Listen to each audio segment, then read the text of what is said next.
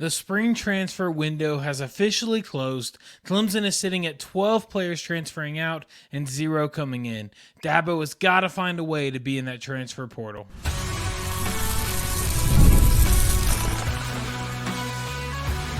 You are Locked On Clemson, your daily podcast on the Clemson Tigers. Part of the Locked On Podcast Network, your team every day.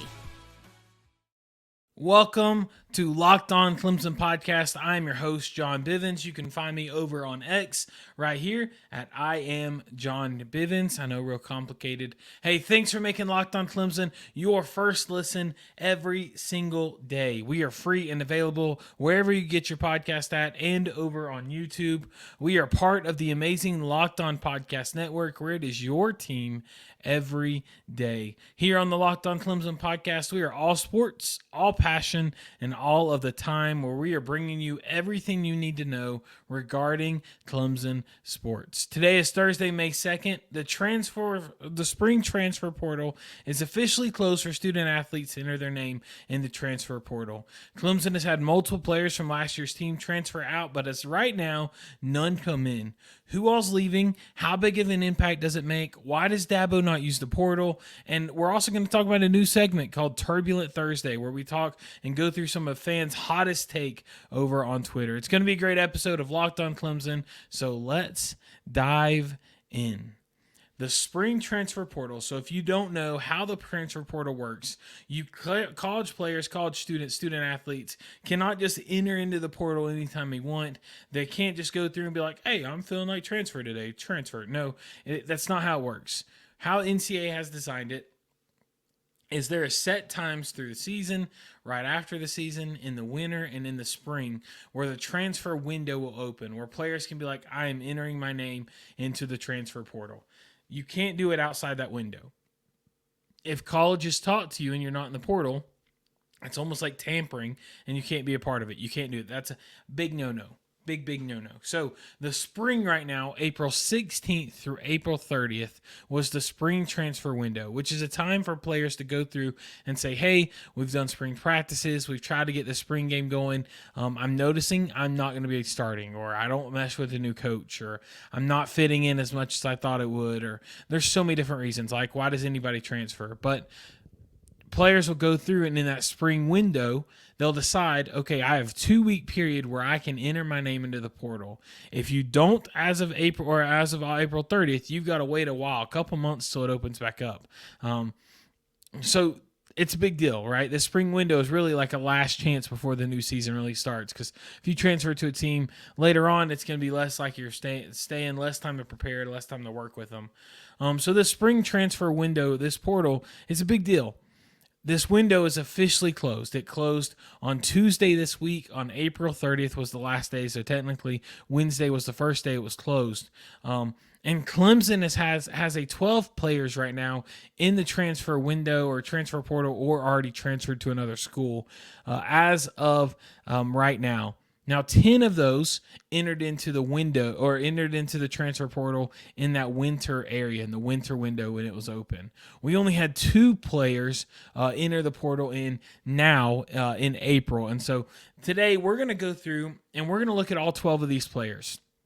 We're going to spend a little bit extra time on those recent 2 players, because some of the other 10 are old news. Maybe they entered in January and you've already heard about it, so we won't spend as much time there. But yeah, so we're going to go through and we're going to talk about these players. What do they mean? What's the reason? Why? What does it make a deal? Why does it even make a difference that they're leaving? We're going to go through there. So 12 players enter the portal, 2 from the spring, 10 from the winter. According to Sports Illustrated, just a fun fact for you, over 2,000 players have entered the transfer portal since the end of last season. 2,000 players. It's becoming a problem, but that's not the episode of today. So let's just dive in right now. According all of our research and all of our stats, all of that is going to be brought to us by 24/7 Sports, who is a great program when it comes to recruiting, transfer, all that great stuff.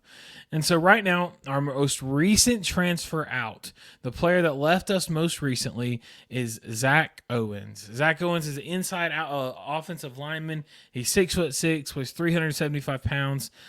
As a prospect, when he came in, he was nationally ranked at 198. He sat as the 18th best offensive tackle, and in the state of Georgia, he was the 20th best player. Good prospect, 4-star prospect, overall score 93. As a transfer now, he's 473rd on the transfer. He's 33rd inside offensive lineman ranked. He's an 88th overall ranking and is a 3-star according to the transfer rankings from 24/7. His timeline, in 2022, he signed. He enrolled March of 2023. And then now, April 2024, he's transferring. He entered the transfer portal April 22nd. And then less than a week later, April 28th, he announced where he's going. So he played 1 year for us. Let's see. He was an all right. He was an all right player. I don't think that we're necessarily going to get to see, or I don't think we're going to miss him a lot. I don't think his presence is going to be missed a whole lot. Do I think that we're going to miss him? Like we're not going to miss his presence? We'll see. But overall, he only played in 2 games for us. He didn't start either of those games. Look, I wish the best for him, right? I mean, some people, they're thinking this is a big deal as a young player. I don't think it's that big a deal we're losing him. I think it could be worse. It could be better. Honestly, I don't think it is. When you look at our inside linemen, we got pretty good players, right? We've got a graduate with Walker Parks, probably starting at right guard. We've got Colin Sadler, who's a redshirt sophomore, probably starting at left guard. Marcus Tate's a senior, probably coming in at center. We've also got some other players. We've got a freshman and Elijah Thurman, who I think is going to grade his way up. We've got Harris Sewell. We've got Ryan Lithicum. We've got Trent Howard. We've got all these players. We've got a lot of players there. So, honestly, I don't think we're going to miss him up too much. The only thing is I've heard, we haven't seen him, but I've heard that he can play some center. And so maybe we're losing Putnam. This will be our first year without him. Maybe that'll be a rough loss. Maybe not having him as a center. But overall, I don't think this is going to hurt us too much. He is going over to Coach Prime. He's going to Colorado. Buffalo's going to go play over there. So it is prime time for Zach Owens. Wish him all the success. Hope it is all well. But yeah, he mainly played as the tackle positions in high school and in college. So I think that's what we're losing. But overall, hope him well. Wish him well. Wish him nothing but success. The second most recent player that we have lost is none other than Adam Kaseya. So Adam Kaseya, he's an edge defensive player. He's ranked about the same when it comes to transfer rankings. Right now they have him as a 88 overall transfer ranking. He's a 3-star, 468th in the nation, 40th at edge.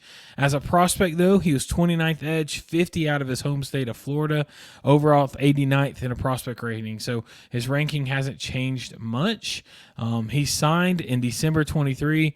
So he hadn't played a season with us.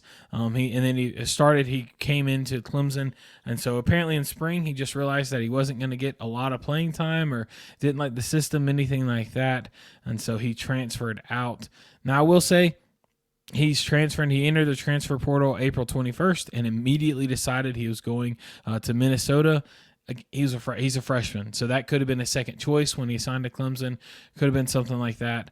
We'll never know, but overall, I don't think we're going to miss a lot here. We have a really good defensive line. If there's anything we know, defensive line, we are DLU when it comes to Clemson. Dabo knows how to get him drafted. I think all but like 2 of his main starter defensive line since he's been there has been drafted and has played in the NFL. So we got PJ Parker, right? We've got AJ Hoffer. We've got Zaire Patterson. We've got Vic Burley, Trey Williams, DeMonte Copart. We've got players. We've got Cade Denhoff. We've got some players that's going to be there that we're going to see there. Peter Woods. And we've got players at defensive line. I don't think we're going to miss too much there. So those 2 players are the 2 players that we have lost this spring. The only 2 players that entered the transfer portal this spring window: Zach Owens, offensive lineman, and Adam Kaseya, an edge player. Overall, don't think we're going to miss it too much. Right after the break, or in just a moment, we're going to continue this conversation, mention quickly the other 10 players going, and then we're also going to dive into why Dabo doesn't use the portal. So we will continue this conversation in just a moment.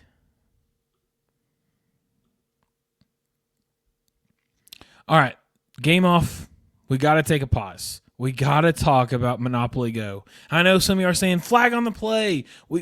No, we got to keep talking about sports, but there's just so much good stuff in this game that we're going to talk about because Monopoly Go is great. In Monopoly Go, you can team up with friends for timed tournaments where you work together to build each other's boards. The more you win together, the more awesome prizes you unlock. And there's so much to get. You can get things like unique stickers that you can trade with friends to complete album for big prizes. You can get cool new playing pieces to travel the boards with. You can get hilarious emojis for taunting friends when you smash their buildings or heist their vaults. Plus, Monopoly Go feels new and exciting every single day with constantly changing tournaments and challenges. A ton include their own unique mini games like digging for treasure or robot machine. I like the different scratch-off games. Those are awesome. And there's always new time events where you help to win big, like massive multipliers for everything you win or rent frenzies. There's always something fun to discover in Monopoly Go. So go get off the bench. Go download it now free on Google Play and the App Store. Game on. So those are the two players we lost this spring. We lost Zach Owens, Adam Kaseya. Now the players, a lot of y'all, again, they're going to Colorado and Minnesota. And so we had 10 other players that have already entered the portal. They did this winter. Some of those were surprises, some were not. And so just real quickly, want to go through those 10 players, those ones, just talk about where they're going. All of them but one have already landed somewhere.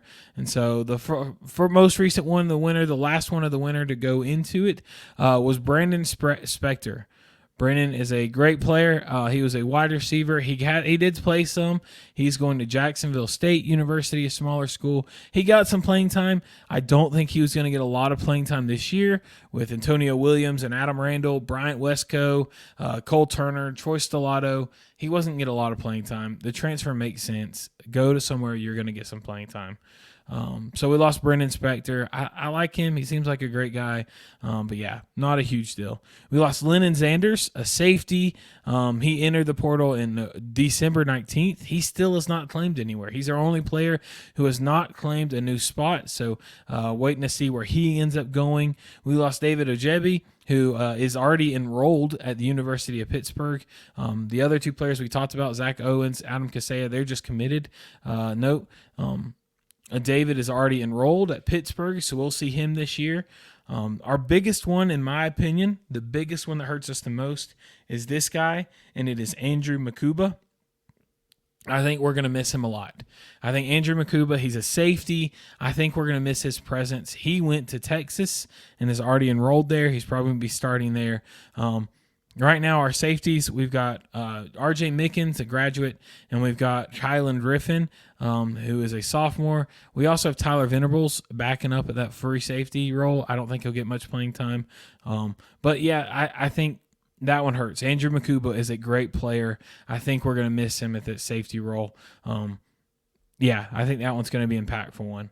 We're missing a running back with Dominique Thomas. He's transferred out and is enrolled now at Georgia State University. Running backs were good. We got Phil Maffa, Jay Haynes, Keith Adams Jr. I don't think that one's going to miss too much, but we're losing him. He's enrolled at Georgia State. Then we got Torian Pride Jr., a cornerback. He's a 4-star recruit, 92 overall ranked. I think he's going to be decent. I think he's going to be pretty good. I don't like that we lost him. He was overall, as a transfer, he's the 9th best cornerback, 47th in the nation. Came in as the second from a state, 6th cornerback. I'm not a fan that we're losing him. I think that's going to be a bigger one. Another secondary we're losing, and we all know secondary had some problems last year outside of Nate Wiggins. But he is going to Missouri, so he is going over to the Missouri Tigers, keeping the stripes. We also lost Bo Collins. Bo Collins, he's more of a fan favorite. He's good. He's a good player. But we're losing Bo Collins. He's going over to Notre Dame. He's committed right now. Has not enrolled yet, but he's committed. We lost Sage Enos, who's a tight end. That's another one. He played some. I don't think we're missing too much. We have Jake Brennanstool, Josh Schapp, Olsen, Pat Henry. I think we've got players to fill that role. He's going to Virginia. Mitchell Mays, offensive tackle. I think that one, again, you can never have too many people at that position, right? Offensive line is something that people are arguing over, whether or not it's good, whether or not it is. So people might argue, oh, I hate to miss them. He's going to Charlotte 49ers, UNCC. Hate to lose him, but again, don't think it's that big. And then Hunter Helms. Hunter Helms is a quarterback. I love Hunter Helms. He's a fan favorite. Fans love him. He is from Columbia, South Carolina. Came to Clemson back in 2020. He entered the transfer portal in November, and in January he decided he is going to Rhode Island Rams. Wish nothing but success for him. I understand why he did it.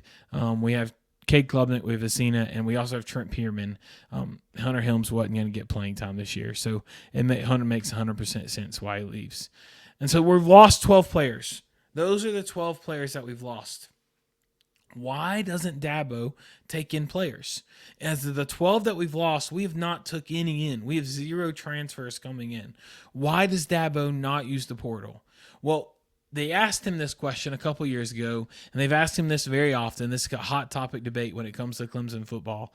And the reason that he answers this, he gives a bunch of different reasons. And honestly, we're probably going to go into more detail in this a couple episodes later on. We're going to dive into a heavy episode all about why he doesn't use the transfer portal. But today, we want to answer this quickly.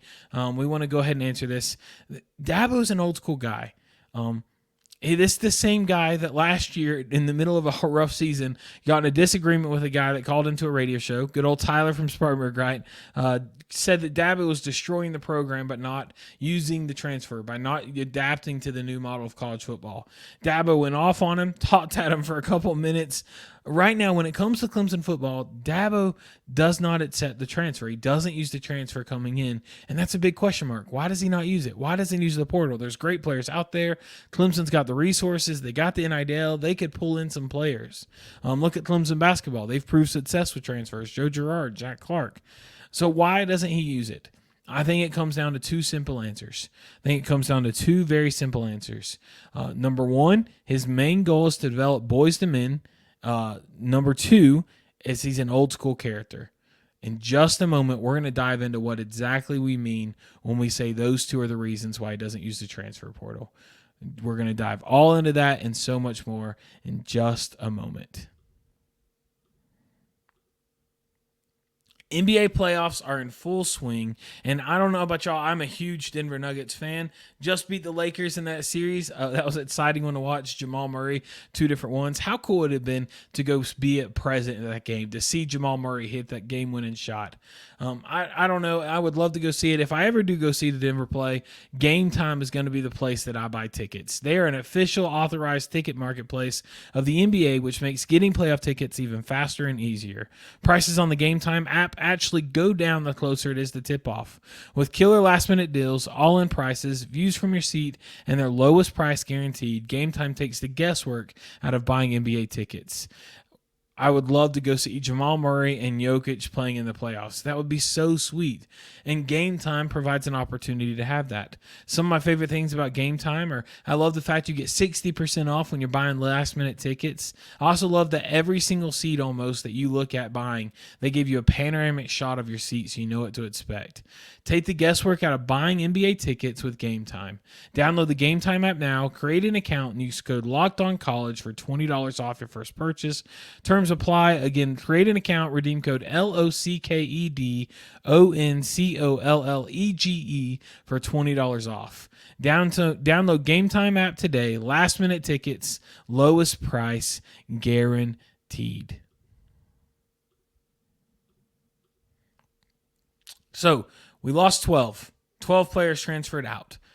One still hasn't decided where, but most of them know where they're going. We haven't got any in. Dabo refuses to use it for 2 reasons. One, his main goal is to develop boys to men. That sounds boys to men like the band, like, ooh, we're about to do something. No. When you talk to Dabo, when he asks why he does not bring in transfers, he answered with this, and he's said this a couple different times. He says that if he took someone in the transfer portal, if he accepted someone and brought somebody in, say they had a hole in a position, say they had a hole in the offensive line, he needs a center. If he brings a center in, he's telling those people that are in the locker room, those players that he's convinced to go play there, the players and the families that he's convinced to allow their sons to come play for Clemson football, he's telling them, I don't believe in your skill enough that where I need to go get someone else to come in and take your spot. how bad does that sound? How rough does that sound? That's rough sounding. So he doesn't want to do that. He cares about the person. He cares about the men. He cares about his players. He doesn't want to provide that. So in his mind, transfer is betrayal to trust to every player that plays for him. And then number two, Dabo's an old school character. He's huge on tradition. He loves rubbing the rock. He loves the two right turns, right? He loves coming down on the buses and running down the hill. He loves sprinting down the hill, and he books it. He's got some wheels. One of the fastest players. Only one giving him a run for his money is the coach over at Penn State. He's an old school character. He loves college football, but he loves college football with what it was. The new age is so different than what he is. I don't know if he likes it as much. I don't know if he still finds the enjoyment, the thrill. I honestly think Nick Saban retired because he didn't like it as much.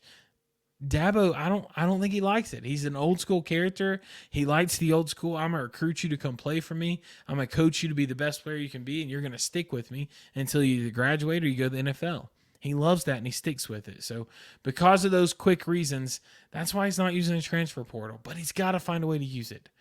I think in this modern day, we're losing players based on starting time. We've got to bring in others, even if it's only going to getting like freshmen in the transfer window or sophomores, younger players that'll come and sit a little bit and grow them.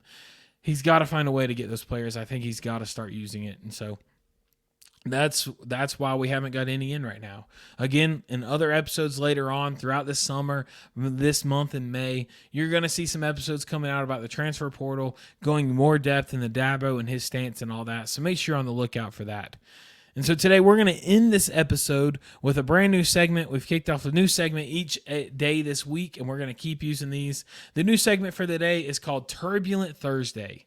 Turbulent Thursday. What it is, look, I'll be honest, I spend more time on X and Twitter, or X, more than I should. I love scrolling through. One of my favorite things is for some reason people think that if you're on social media, you can say whatever you want and everyone's going to agree with you. Not the case. So what Turbulent Thursday is we're going through and we're stalking Clemson Twitter. We're going through looking at fans that are on Twitter, and we're going to find some hot takes. We're going to go on and we're going to find some turbulent takes from over on Twitter. And sometimes we'll shout it out. Sometimes we'll be like, hey, this person at this handle said this on it. We'll definitely shout that out sometimes, for sure.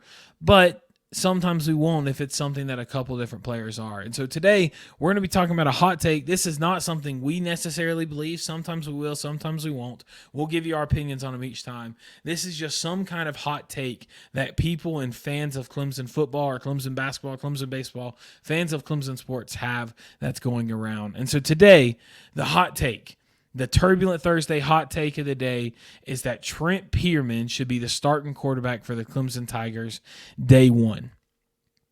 If you watch the Clemson spring game, if you watch the Clemson football spring game, which was early on in April, look, Cade Klubnik did not have the best get day. He did not have the best series. He didn't have the best stats. He didn't. And I get that. He was a little disappointing. He came out. Everyone expected him to be hot. Everyone expected him to play really, really well. He didn't. He didn't. And that was disappointing. That was really disappointing. I wish he would have played much better. But he didn't. Trent Pearman, on the other hand, came out and played absolutely on fire. Trent Pearman came out and played really well. He played for both. According to a lot of people, Pearman had the best performance. He played really, really well. He played for he stressed up for both teams. And a lot of people think that Trent Pearman should be the starting quarterback based on the performances. Cade was showing a lot of the things that he did have last year. He threw some picks, made some questionable decisions, which we saw a lot last year, made some inaccurate throws, all that kind of stuff. There was some worried, right? There was some worried. But he ended up with stats 13-26 with 158 yards and 1 interception, no touchdowns. Trent Pearman, on the other hand, went 13 for 18, so same completions on 8 less passes for 141 yards, only 17 less. He had a touchdown to Brent Wesco. He also had 5 carries for 53 yards, and he ran for a touchdown. looking at the stats, Trent Pierman had a great day. And another thing to talk about is that Trent Pierman a lot of times wasn't playing with starters. He was playing with a number 2, number 3 string. With all that being said, a lot of people are saying that Trent Pierman should be the starting quarterback day one. That's the hot take right now. Our take on it, we disagree. Look, Cade Klubnik had his problems last year. I admit it. I'll be the first to admit it. Cade Klubnik did not look the best when it came to the spring game. I'll admit that. I'll be the first to admit it. Cade Klubnik's a great character. He's a great kid. He's got great talent, great potential. I think he's going to be good. I think he's going to step up. We talked about it the first episode on the Locked on Clemson. I think Cade Klubnik's going to be good. We've got to give him time. We've got to give him a chance. And so my opinion is you set a limit. You don't tell it publicly. Don't tell the fans. But Dabo and Cade and the offensive coordinator go in and you have a limit. You say, here's your leash. Here's what your limit is. Here's your game limit. Here's how many games you work at. If you don't show progression, if you don't show stats, if you don't show growth, if you're not showing that you are capable of being the starting lineup, that's the game we're pulling you and Trent's getting a start. Give him that. Let it motivate him. Don't lose faith in him. Show you're going to have faith and let him start against Georgia. Let him start against those lower teams as we start. Let him start against NC State. We play them early on in the 3rd or 4th game this season. Let him have that. Let him see you have the confidence in him, but also let him know your seat's hot. QB1 is still up for grabs if you don't prove that you can have what it takes to be QB1. And when he doesn't, if not when, but if he doesn't, Trent Pierman's there to take over. So hot take, interesting. I think y'all are just unfaithful, looking for something. I think Cade's going to be good. I don't think it's ready to give the starting spot up, but there's your hot take. That's your Turbulent Thursday for this week. And that will wrap up this edition of the Locked on Clemson podcast. Tomorrow's episode, we're going to do our first deep dive into Clemson baseball. The first one where we're going to go through the season, talk about where we're at, talk about where it's focused. We're getting close to College World Series time with regionals, all that happening. So we're going to dive into all that and so much more. But let me know your thoughts on today's topics. Hit me up over on Twitter with DM. Tag me in it at I am John Bivens. Love to hear your thoughts over there, or email me at thetigerwire@gmail.com. I'd love to hear feedback. Love to hear your thoughts on what we talked about today. If you haven't, make sure you're subscribed wherever you're listening to on podcasts. Hit that follow button, hit that subscribe, rate us 5 stars if you like the podcast. That would help us out a lot. That way you can your first listen can be right here on Locked on Clemson, where you're hearing everything you need to know all about Clemson sports. We can't wait to see you on tomorrow's episode as we dive into Clemson baseball. But until then, keep that Tiger pride alive and roaring. And as always, go Tigers.